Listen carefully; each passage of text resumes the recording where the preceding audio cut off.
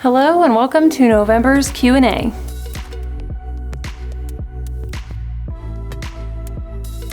One question we have received recently is, do we offer wedding videography?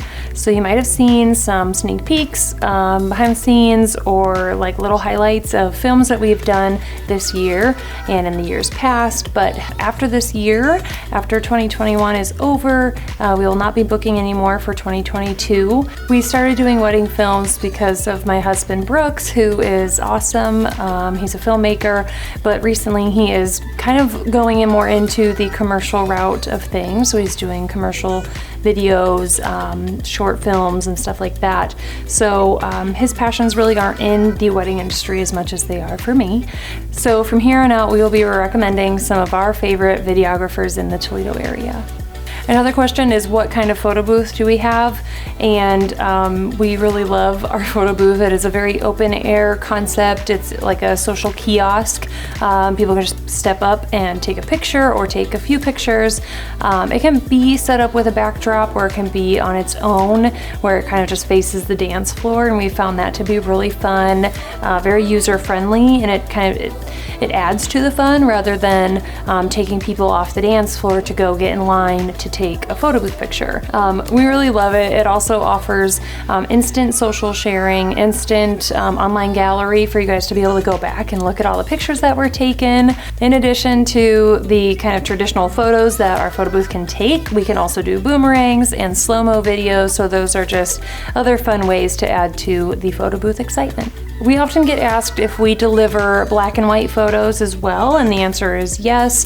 Throughout the wedding day, there are going to be a lot more emotional moments and special times that we capture that I think really lend themselves very well to black and white photos.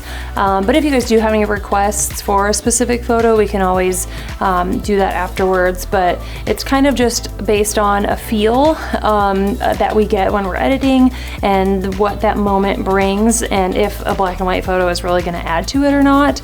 And typically I will duplicate the image. So if I am going to turn an image into black and white, I am going to deliver the color version as well as the black and white version, so that you guys can decide what's your favorite and what you want to use it for. Someone else asked what time they should have us arrive on the wedding day to start photographing things. So this is typically dependent on, the timing of the ceremony, whether you want to do a first look or not. But I would say most of the time we're getting there between like 11 or 12, a couple hours before the ceremony or a couple hours before the first look.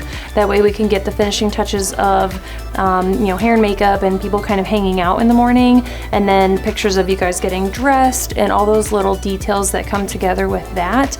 And then obviously leading into either the first look or the ceremony. So it can kind of all depend on that, and it's different for everybody. But we don't typically start at 7 or 8 a.m. While some of you might start getting ready then, like hair and makeup is obviously gonna take a long time if you have a wedding party of 7 people, but we don't always need to be there for that. Something I like to point out is that most of the time you don't want your pictures taken before you have your hair and makeup done anyway, so we usually come kind of towards the end of that whole process. Another question is, what if I need to add an extra hour at the end of the night? Or is it possible to add hours to our wedding package before the actual day? So typically couples worry, if we're planning on being there till 8 or 9 or 10, they worry that, things won't be over, and then they would want us to be there for another hour. When we meet about a month before the wedding, we usually hash all of this stuff out. You usually have a meeting with your DJ, your planner, your venue and everything, so that you have a pretty good idea of when things are going to end and when you want us to be there until. So we can plan that within a month before. If you guys do need to add an hour, we do have that possibility. We want to be there. We don't want to miss out on the big important things. So of course, if we figure out that your timeline is really pushing it and we need to add a couple hours, we can definitely do that beforehand. And then when it comes to the actual day, if dinner's running behind or dances take longer than we thought they would, of course we're going to be open to staying there 15, 20, 30 minutes if we need to. Like, we're not just gonna peace out in the middle of your first dance if it goes until 9. So we're definitely flexible in that, and we're not gonna just kind of like cut you off. But again, it's all in that pre-planning to make sure that we know what the timing is for everything, so that we know how late we need to be there. With the crazy busy wedding season, a lot of people have been asking if they do decide to get married in an off season, maybe it's, you know, January or February up here in Ohio where we're gonna be cold for sure, or if they decide to get married on like a Friday or a Sunday. People often ask if we offer discounts for off season or non-Saturday weddings.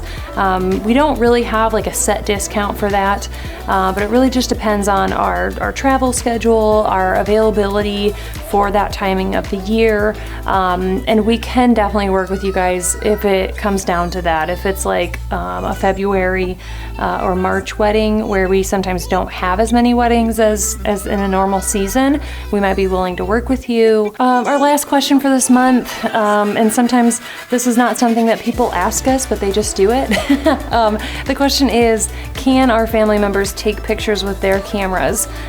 This is like during family formals, during a creative session, and even during the reception. To be honest with you, we are totally open to it. We don't mind it as long as it's not interfering. So many times I've had, you know, aunts and uncles or grandparents who just want to get a picture on their phone, and I'm usually okay with it. The only times that it is a little hectic or stressful is if we're really crunched for time. If we have to be out of your church by a certain time, or if we need to get done with family photos so that we can go on to take your creative session before cocktail hour, I might have to kind of put my foot down and ask them to step aside so that I can get through pictures a little quicker, rather than me taking my shot and then stepping aside to let them take theirs. So it really just depends on timing. I'm a very flexible, and I think most of the time patient person, so I'm happy to allow them to get the photos that they want on their phone.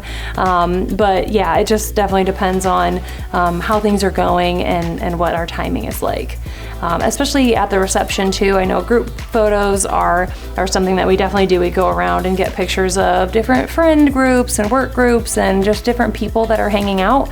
And so, you know, a lot of times I'll say, okay guys, look at them, get the phone picture, and then now everyone look at me. Cause you know, who wants a picture where everyone's looking at 5 different cameras? So, you know, I'm happy to work with everybody and make sure everyone gets a great picture. I hope you guys found these questions helpful. Please comment below if you have any other questions that you'd like us to answer in next month's Q&A. Don't forget to hit like and subscribe to see more videos every week.